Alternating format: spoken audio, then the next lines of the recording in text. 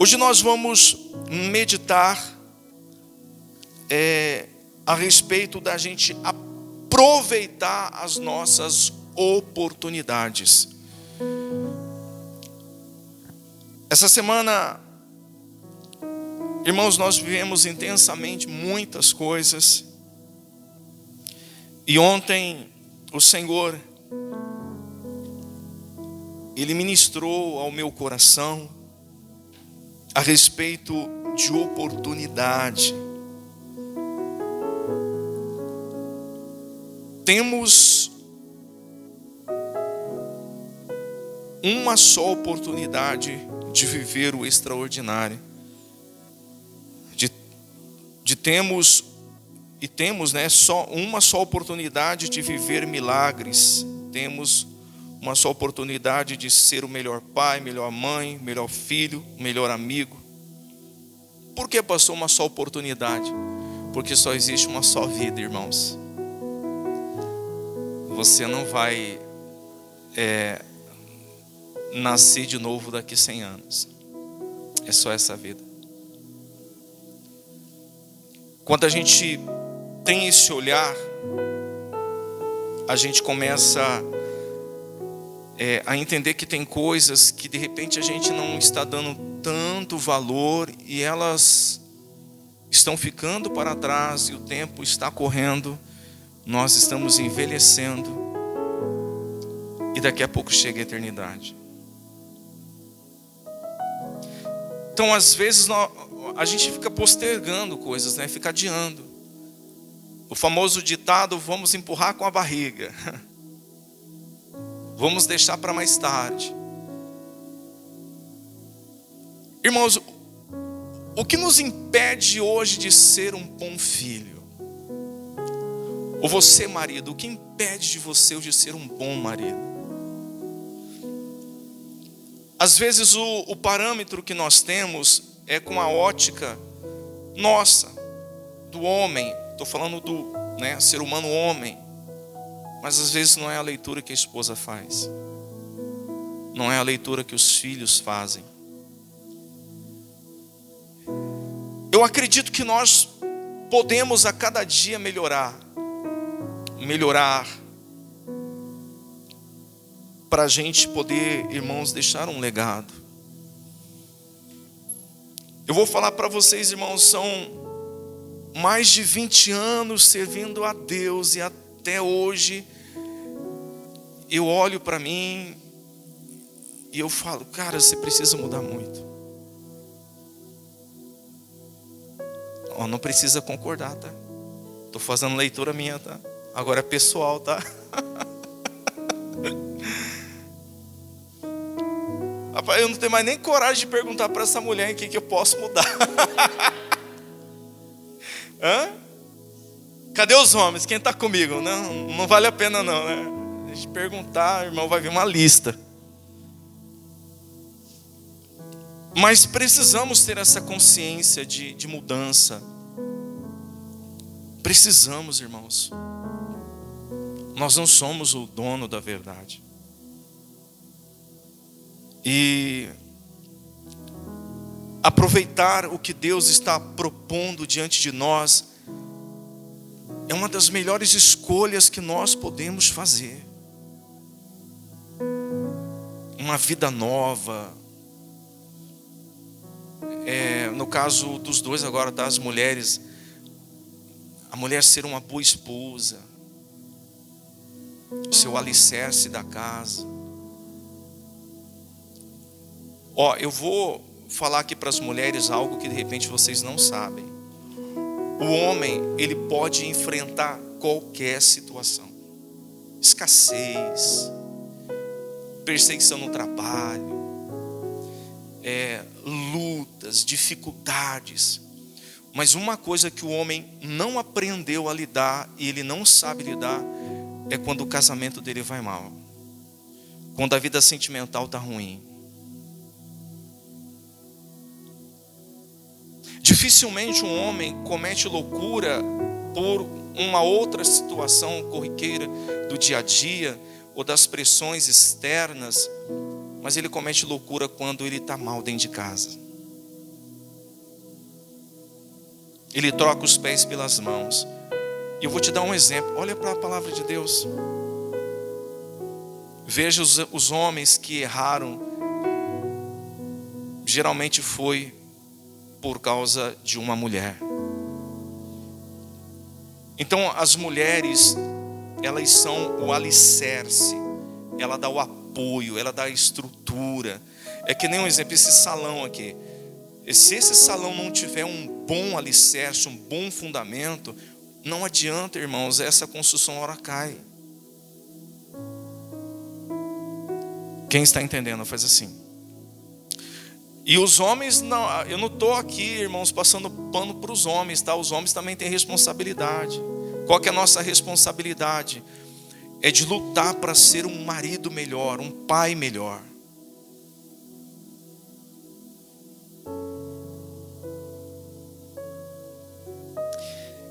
Aproveitar, irmãos, a oportunidade que Deus está colocando diante de nós, de também servi-lo com a nossa vida. Aqueles que têm chamado, eu entendo assim, tem aqueles que são separados para poder fazer a obra de Deus, Deus comissiona, mas eu quero dizer que todos nós podemos fazer um pouquinho para a obra dele. Todos nós. O Evangelho, irmãos, as boas novas que o Senhor Jesus veio trazer para nós, ela não pode parar em nós. Ela não pode parar em mim. Se ela parou em mim, eu preciso analisar e eu preciso entender que há uma necessidade de mudança na minha vida. Domingo passado eu falei a respeito de conversão. Eu ouvi, irmãos, não é uma coisa minha, eu estava ouvindo com a minha esposa. Era um devocional do Douglas Gonçalves, do livro da Tamires Garcia, falando a respeito de conversão. O que é conversão? Irmãos, é uma mudança de rota. Você está indo para um lugar e da mesma maneira que você está indo, você também tem hábitos que de repente não agradam a Deus, atitudes que não agradam o Senhor. O homem que ele não está andando junto com Deus, ele mente, ele faz um monte de coisa errada, né? Só que quando a gente se converte, a gente dá aquela meia volta assim, ó, é uma conversão, e da mesma maneira que a gente fazia coisas erradas, agora passamos a fazer coisas o quê? Boas. Ó, bebê, é o seguinte, ou eu prego ou você prega. Então assim, você não fica inerte diante da situação. Eu me converti, eu parei de falar palavrão, eu parei de fumar, parei de beber, eu parei de ir para as baladas, eu fazia coisas erradas, agora eu não faço. Maravilha, glória a Deus por isso. Mas não pode ficar só nisso. A conversão requer de nós o quê? Se a gente fazia o que é errado, agora a gente passa a fazer o que é certo. Então é muito importante a gente pensar nisso. Oportunidade de servir a Deus, irmãos. Oportunidade que são únicas. E eu quero trazer uma consciência para vocês. A vida, ela não é fácil para ninguém. Quem disse que a vida é fácil? A vida é fácil, às vezes nós fazemos uma leitura de pessoas que têm um poder aquisitivo alto, que hoje têm sucesso. Irmãos, só Deus sabe quando aquela pessoa coloca a cabeça onde? Um travesseiro. Tem gente dentro de mansões hoje, de condomínios hoje, pensando em tirar a própria vida. Tem ou não tem? Tem, irmãos.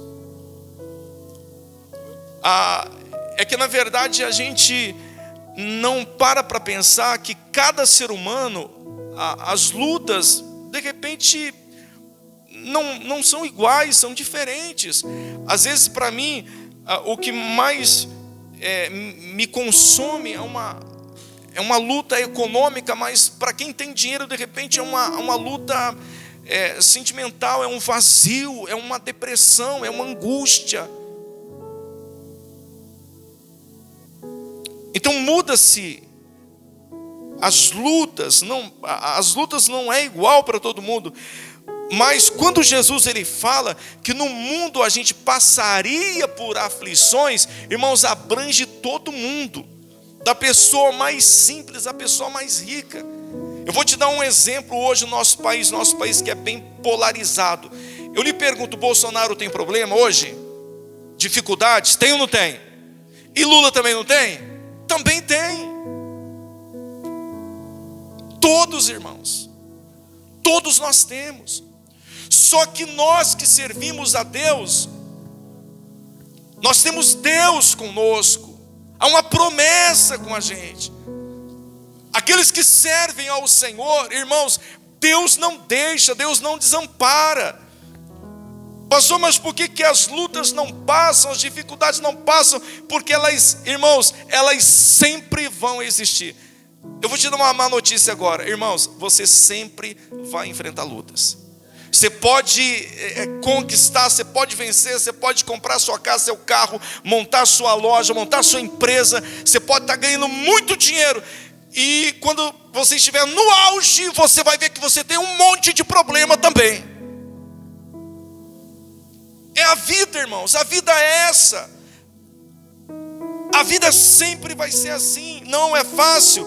Só que nós temos uma promessa que Deus está conosco. Agora, pastor, por que Deus não me livra dessas lutas? Irmãos, aí eu vou falar para você algo muito interessante. Se todos os heróis da fé,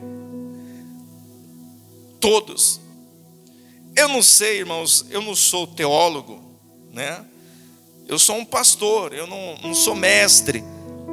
Tem gente que estuda mais que eu, que tem mais conhecimento do que eu. Mas vamos entender que foi a atitude de Adão lá no Éden, de ter desobedecido, que gerou toda essa situação. Irmãos, então todo mundo vai passar. Todo mundo vai passar. A aflição veio para todo mundo, veio para Jesus, irmãos. Para Jesus. Para os discípulos. Pedro, Tiago, João. Irmãos, todos os discípulos. Se hoje nós estamos aqui meditando na palavra de Deus, é porque de repente são frutos dos sangues que foram derramados lá no Coliseu lá atrás, homens e mulheres que foram queimados vivos como tochas, para a gente poder estar aqui hoje. Então, o que acontece, irmãos? Essa palavra de Josué nos traz uma consciência. Deus não vai te livrar das lutas, Ele vai estar com você nas suas lutas. A Bíblia diz assim: depois que Moisés, servo do Senhor, morreu, o Senhor falou a Josué, filho de Num, auxiliar de Moisés, dizendo: Moisés, meu servo, está morto. Prepare-se agora e passe esse Jordão, você e todo este povo, e entre na terra que eu vou dar aos filhos de Israel. Todo lugar em que puserem a planta do pé, eu darei a vocês, como prometi a Moisés. O território de vocês irá desde o deserto e o Líbano até o grande rio, o rio Eufrates, estendendo-se através de toda a terra dos heteus até o mar grande, na direção do poente do sol. E aí Deus fala para Josué: ninguém poderá resistir a você todos os dias da sua vida. Assim como estive com Moisés, estarei com você, e não o deixarei, e nem o quê? Aí, irmãos, o Senhor fala assim: seja forte e corajoso, porque você fará esse povo herdar a terra sobre juramento. Prometi dar aos pais deles. Aí Deus repete de novo: tão somente seja forte e muito corajoso. Irmãos, essas duas palavras, forte e corajoso, é necessário, irmãos, para a gente poder vencer todas as lutas que estão diante de nós. Não adianta a gente se autoflagelar.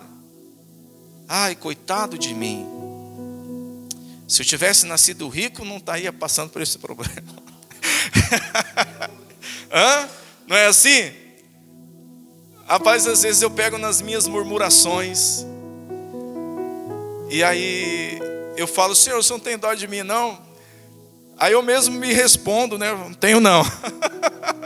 Nem espero Deus responder. Não adianta. Irmãos, a gente ficar se questionando porque as coisas não saíram da forma que a gente gostaria, a única pessoa que vai ser prejudicada é você mesmo. Somos nós. Então, ao invés de eu ficar, irmãos, me lamentando, o que eu preciso fazer? Eu preciso ser forte e corajoso, encarar. Não deu certo hoje, vai dar certo amanhã. Olha, não aconteceu agora, vai acontecer depois. Olha, está difícil, mas Deus está comigo. Amém, meus irmãos?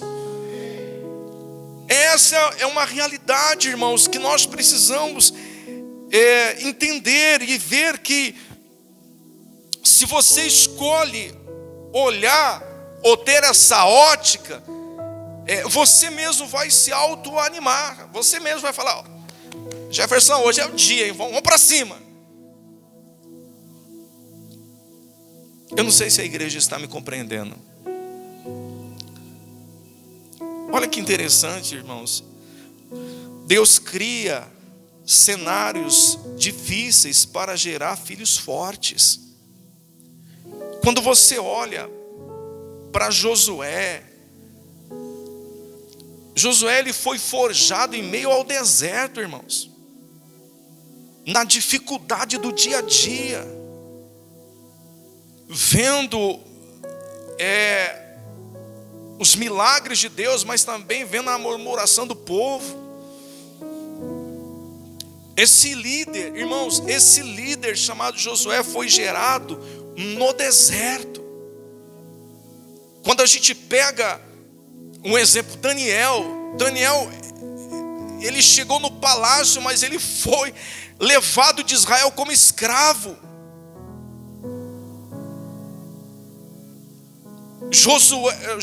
José foi vendido pela própria família, foi parar na prisão.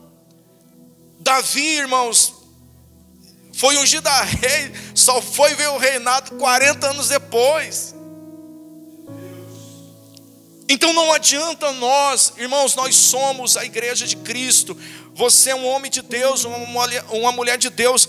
Não fique romantizando as coisas. Você tem uma fé, uma arma que Deus te deu, e Deus quer que você tenha coragem. Deus quer que você seja uma pessoa forte, porque se você não se portar dessa maneira, irmãos, a vida ela vai bater mais dura ainda.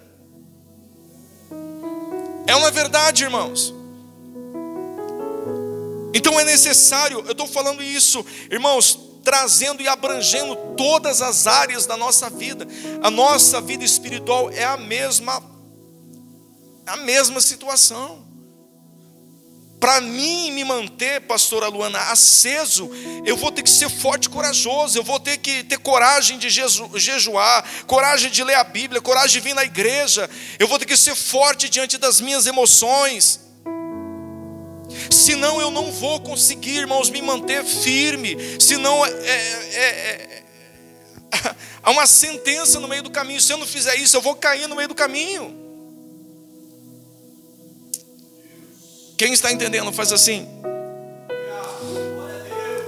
Então eu gostaria que nessa manhã, eu não sei, irmãos, qual é a luta que você tem travado no presente momento. Eu não sei qual a área da sua vida, mas é como se o Senhor falasse nessa manhã para nós: filho, filha, olha, se porte desse jeito, seja forte e corajoso. Amém? E é interessante, né, que a gente às vezes quer transferir a culpa dos nossos fracassos. É bem mais fácil, né, do que assumir que precisamos mudar. Então Deus, Ele está esperando isso de nós. Qual é a nossa referência? É a palavra de Deus. A história dos heróis, das heroínas, é só a gente olhar para eles e a gente vai entender. Pastora Luana, se Davi tivesse vivendo nos nossos dias e não nos dias que ele derrubou o gigante, será que ele teria as mesmas vitórias? Teria, porque já era dele. Quando ele chega diante do gigante e fala: quem é você? E a Bíblia diz que Davi era pequenininho. Pequenininho, homem bravo, hein, irmão? Corajoso. Será que os heróis que viveram há anos atrás, há milhares de anos atrás, milhares não, né? Uns 4, 5 mil anos atrás, qual seria o comportamento deles hoje, na data de hoje? Irmãos, não mudaria, porque eu acredito que esses homens, esses heróis, que até o autor do livro de Hebreus descreve, esses caras não eram da terra, irmãos. Pela coragem, pela audácia, as mulheres corajosas. Então a gente precisa, irmãos, hoje Deus te trouxe aqui para te dar uma injeção de ânimo e para você olhar o seu horizonte e para você ter a consciência que você não está sozinho. Da mesma maneira que Deus mostrou a dificuldade ou as dificuldades para Josué, Ele falou assim: Josué, só que eu quero que você saiba que você não está sozinho. Eu estou junto contigo. Estou junto com você. E o Senhor também fez uma promessa. Jesus fez uma promessa para nós. Finalzinho do livro de Mateus, quando Ele dá ali a ordem para a grande comissão, irmãos, Ele fala assim: olha, eu vou estar com vocês todos os dias até a consumação. Nós não estamos sozinhos, irmãos. Nós não estamos. Aleluia. Abra sua Bíblia em João 9, capítulo 9, versículo 1. Esses dias eu estava falando com o irmão, lembrando da infância. E é interessante, quando a gente começa a lembrar das dificuldades, parece que entra uma disputa, né? Não, mas eu também sofri. Não, mas eu fui morar com a tia e a tia me deu para uma outra família. Não, mas... E aí a gente começa a olhar, irmãos, para tudo que já passamos. E só da gente ter chegado aqui, nós já vencemos muita coisa. Muita coisa. A minha história de família, ela é muito difícil, irmãos. Ela é muito difícil.